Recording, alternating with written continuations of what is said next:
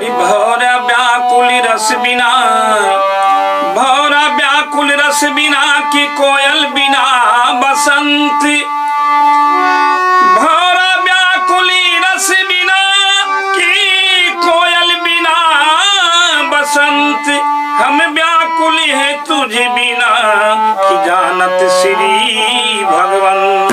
अभी उस समय की बात है जब भगवान सरजू पार होने जा रहे थे और केवट से अनुरोध कर रहे हैं कि उस पार जाने के लिए केवट को पुकार रहे हैं। केवट क्या कर रहा है? कह रहा है, अरे हे प्रभु जी खारी रही नदी तीरे, हे प्रभु जी खारी रही नदी तीरे, अब घाट पर ली आई बीनना बहे नाथ, पहले धोवा ले ही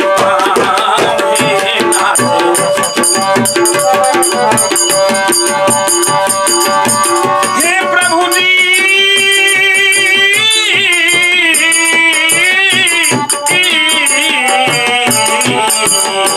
पहले धोवाले ही पाँव, पहले धोवाले ही पाँव, हे प्रभु जी खारी रही नदी तीरे, घाट पर ली आई बीनना बहे नाथ, पहले धोवाले ही पाँव, हे नाथ पहले धोवाले ही पाँव।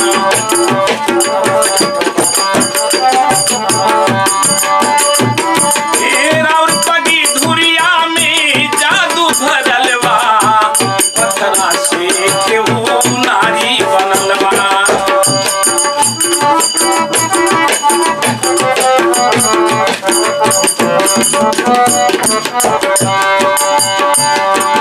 और पगी धुरिया में जादू भरल बा, पत्थरा से केहू नारी बनल बा।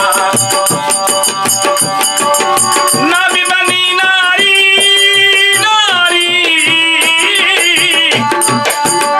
नारी बनी नारी की छूट जाई धंधा, छूट गई है मोरे गाँव, हे नाथ पहले धोवाले ही पाँव, हे नाथ।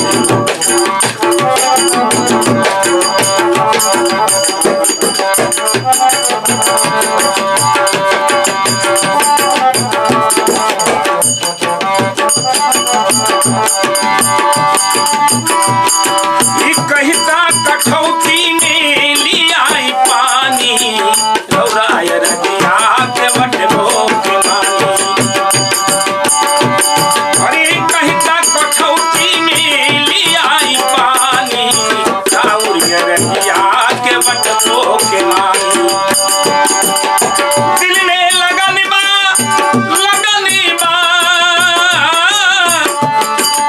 दिल में लगन बा, मगल बाटे जियरा,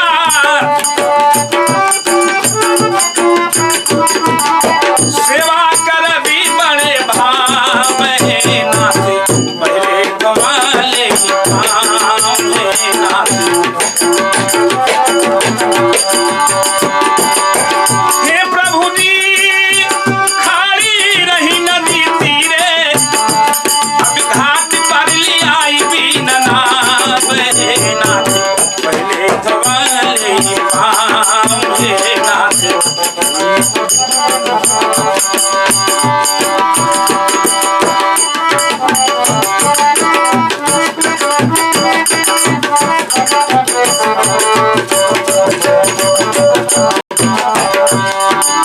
धोई के चरण केवटी पार कर दिहले, नाथ रघुनाथ से खेवाई न लिहले।